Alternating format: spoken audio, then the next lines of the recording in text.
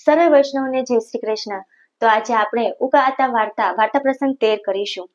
આતા કહે, ઉકા, આજ તો વાડીએ જાય પાણી વાળતા વાળતા ભગવાન ને ભગવતીનું સ્મરણ કરશું। ગોરસ વેચતા હરી મળે, એક પંથ દો કાજ।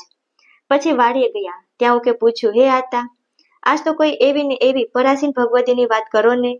તમે કહો છો કે ભગવતીના સ્મરણ વિના કાંઈ કામ થાય એમ નથી। મને વૈષ્ણવની વાતોમાં બહુ રસ આવે છે, જાણે ખાવું પીવું નહીં ને વાતો સાંભળ્યા જ કરું। આતા કે, સાંભળ, એક પરાસીન ભગવતીની વાત કરું। નાધોરીની વણથળીમાં અજોડાઈને પરમભાઈ વાંઝા વૈષ્ણવ હતા। અજોભાઈ 80 વર્ષે લીલામાં પહોંચી ગયા। પરમભાઈને 100 ને માથે 4-5 વર્ષ થયેલ। ઠાકર સેવા કરે ને રેટીઓ કાતે, એમાં 4-5 કાવડિયાનું કામ થાય। એમાં 2 પૈસાનો ઝારનો લોટ આવે, 1 પૈસાનું ઘી, 1ની ખાંડ, 1ની દાળ, એ પ્રમાણે 2 પૈસાની ખાંડ ઘીનીને જુવારના લોટની કુલર કરે, એ બંટામાં ધરે ને 8 દી પુગાડે। આવી રીતે સંકોચથી નિર્વાહ કરતા। એકવાર રાજકોટથી વેલજી માણાવદર એના મામા કહેવરજીભાઈ પાસે જાતો તો તે વણથળીમાં ગયો। એને થયું કે હાલને દર્શન કરતો જાવ। પછી હવેલીનું કોઈકને પૂછ્યું, તે કોકે કહ્યું, હવેલી તો શેટી છે ને આ પરમમાં મરજાદીની કોટડી છે, ત્યાં જાવ, દર્શન થાય। પછી વેલજી ગયો। સાંજનો વખત જઈને જોયું તો કમાડ બંધ દીઠા, એટલે બારણા પાસે ઓસરીમાં બેસી ગયો। માલિકોર વાતું થાતી હતી। વેલજીએ જાણ્યું કે 2 જણ સેવામાં લાગે છે। પછી 5 કલાક થઈ કે બારણે વૈષ્ણવ આવેલ છે। એ વાત વેલજીએ કાનો કાન સાંભળી। થોડી વાર થઈ એટલે પોતે હાથમાં 2 જુવારની બાટીના ટૂંક લઈને આવ્યા। કહ્યું, દીકરા, કઈ આવ્યો? વેલજી કે, માં, થોડી વાર થઈ। માં કે, ઠીક, લે મોઢું ઉઘાડ। મોઢું ઉઘાડ્યું, ટૂંક લેવડાવીને પાસે માલિકોર ગયા। એ માં પ્રસાદનો અલૌકિક સ્વાદ જોઈને વેલજી તો ગાંડા જેવો બની ગયો। મનમાં વિચાર્યું કે આ તો અમૃત રોખું શું હશે? હતો તો ઝારના રોટલાનો ટૂંક, પણ સ્વાદમાં તો કઈ બીજું જ દેખાણું। થોડી વારે પાછા બહાર આવ્યા ને ટોકરી લાવ્યા। એમાં ઝારના ચૂનની કુલર ભરભરા ભૂકા જેવી એ મોંમાં દીધી, પણ શું સ્વાદ! મોઢે કહ્યો ન જાય હો। પછી 2 મહિના પછી રાજકોટથી પાછો ત્યાં ગયો। તે ટોપી 8-10 ભાતની કરીને લઈ ગયો ને માને દીધી।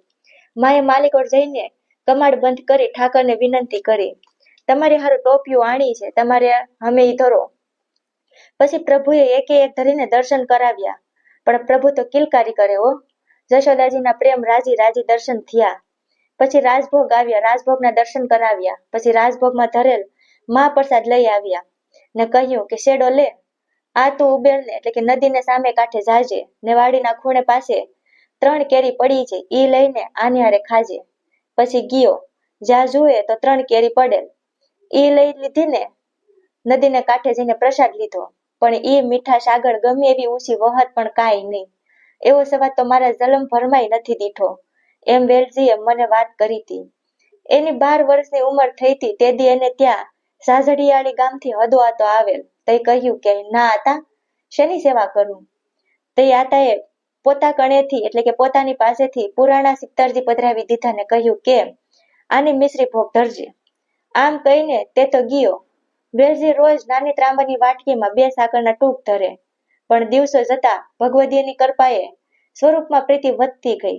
એમાં ને એમાં ધ્યાન ધરી જાય ને ઠાકર પણ અવલૌકિક દર્શન દીએ। પછી તો કોક દી ફૂલ લઈ આવે ને એમને પાસે ધરે, ફૂલ સામે કાંઠે બેઠક છે ત્યાંથી લઈ આવે। એક દી સવારમાં વહેલો 3 વાગ્યે જાગ્યો। રાત અજવાળી હતી એટલે ખબર ન રહી। ડેલી ઉઘાડીને ભાગ્યો, ખડકીનું નાકું બંધ ભાળ્યું। પછી મોટે દરવાજો ઉઘાડો હતો, ત્યાં થઈને નદી સરોવરને બેઠકે ગયો। ઝાંપા ઉઘાડીને બેઠકના ચોકમાં ગયો, ત્યાં તો ધોળી ધોળી ગાયું શણગારેલ દીઠી। વાંસે ગોવાળ, એક હાથમાં ગેડિયો એટલે કે લાકડો, કાળી કામળી, કેસરી વ્રજના રોખા પાઘ અને મોતીના સોગા લટકતા હતા, એવા દર્શન થયા। આ તો ઓછી તો જઈ ભરાણો। તે ગોવાળે કહ્યું, સોરા, કાંઈકો આવ્યો? વેલજી કે, ઠાકોરજીને હારું ફૂલ લેવા આવ્યો છું। તે ગોવાળે કહ્યું, ઈસ બખત નહીં આના। વેલજી તો બાળક હતો, બહુ બીનો, હવે શું આયા આવીશ નહીં એમ વિચારીને ઊભો થઈ રહ્યો। સાથી ધડક થવા માંડી, ત્યાં આજ્ઞા કરી, ઈસ કોને પે ડોલર બોત ખીલ્યો હે, લે લે। તે હિંમત આવીને ઝટ ડોલરના ફૂલ તોડીને પાછો વળ્યો। પાછો આવ્યો ત્યાં તો ગાય પ્રભુ ન મળે ને ગોવાળે ન મળે। પોતાને થયું કે આ 2 એટલી વારમાં ક્યાં ગયા? ઘણું આડું અવળું જોયું, પણ ક્યાંય દેખાણું નહીં, એટલે ગભરાટમાં એકદમ ધીરે આવ્યા। આવે ત્યાં કોઈ ઘરનું જાગેર નહીં એટલે પાછું સૂઈ ગયો। સવાર પડ્યું, ઉઠ્યો, નાયો ને સેવા કરવા માંડ્યો।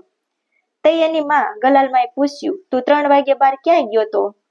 તે વેલજીએ કહ્યું, હું બેઠે કે ફૂલ લેવા ગયો તો. તે માં બહુ વઢિયા, તને બીક ન લાગી? વેલજી કે બીકનું તો પૂછવામાં, સાતી હજી એ બેઠી નથી. માએ પૂછ્યું કે બીનો તો નથી? તે જે બન્યું હતું તે કહ્યું. મને કહ્યું કે કોઈ દી અટાણે આવીશ માં. તે માએ કહ્યું કે તે તો પ્રભુને શ્રમ કરાવ્યો, ઈ તો શ્રીનાથજી જ ગાય સરાવવા પધારેલ હતા ને તને એના દર્શન થયા. હવે તારે દી ઉગ્યા પછી રોજ જાવું, પછી રોજ સવાર પડે પછી જ જાય. એટલે ઉકા, ખરા પ્રેમની જરાક ચકડી આવી જાય તો વ્રથા ન જાય. લે હવે હાલ, ધીરે જાય, વળી રાતે વાત. વાર્તા પ્રસંગ 13 પૂર્ણ થાય છે. હવે વાર્તા પ્રસંગ 14. ઉકો કે આતા જેટલી ભગવદીના ચરિત્રની ને અનુભવની વાતો હોય એ મારે સાંભળવી છે.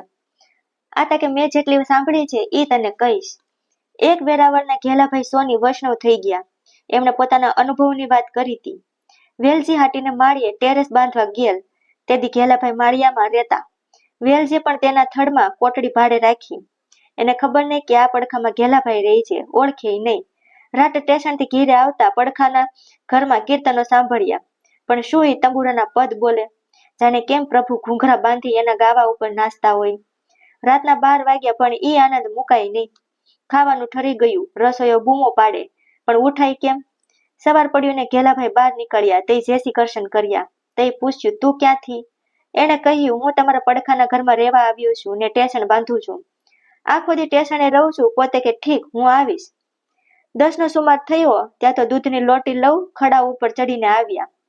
વેલજી વિવેક કર્યો ત્યાં તો 2-4 ગાળું ચોપડી દીધી. નત્ય આવે પણ કાંઈ કહેવાય નહીં. એક ગાય રાખી હતી, એનું વલોણું કરે, પ્રભુની સેવાય કરે ને પાછા સોનીનું કામ કરે. પણ કાંટો સોનીનું જોખવાનો રાખે નહીં. કોક કામ કરવા આવે અને પોતે અપરસમાં હોય તો પૂછી લે, તારે શું કરવું છે? સોનું મૂકી જા. જો તળવાનું હોય કોક કે તો કે ભાગી જા, હું નવરો નથી. ને વગર બોલે મૂકી જાય તો કરી દે ને વધે સોનું પાછું આપી દે. એ મજૂરી લઈને આવજે એમ કે. લેવા ન જાય, સેવામાં નવરાશ ક્યાંથી હોય? પછી વરજમાં ગયા. અવધૂતના વેશમાં ફરે. 4-5 દિવસે કોઈ પ્રસાદ લેવડાવે તો લે, નકર કુંડને કાંઠે બેસીને વરજની રસ પાણીમાં લઈને પી જાય. એક દેખ વૈષ્ણવ પૂછ્યું કે વહેલાભાઈ, આ શું કરો છો? તે ઉત્તર વળ્યો કે પેટમાં ખાડો પડ્યો છે એ પૂરું છું. વૈષ્ણવ કે હાલો પ્રસાદ લેવા. તે કે આજ તો પેટ ભરાઈ ગયું છે, વળી ભૂખ લાગશે તે દી આવીશ. આવા ભગવદ રસમાં વિહવળ થઈ ગયા. દેહનું ભાન નહીં, અવલૌકિક દેહ થઈ ગયો. નકર કોઈ માટી પસાવી શકે ખરું? એટલે ભગવદીના સ્વરૂપનું કળિયું ન જાય. વાર્તા પ્રસંગ 14 પૂર્ણ થાય છે. તો સર્વે વૈષ્ણવો, જો તમને ઉકાતાની વાર્તા સારી લાગી હોય તો શેર કરવાનું ભૂલતા નહીં. તો હવે આગળના ભાગમાં વાર્તા પ્રસંગ 15 કરીશું. તો સર્વે વૈષ્ણવોને જય શ્રી કૃષ્ણ.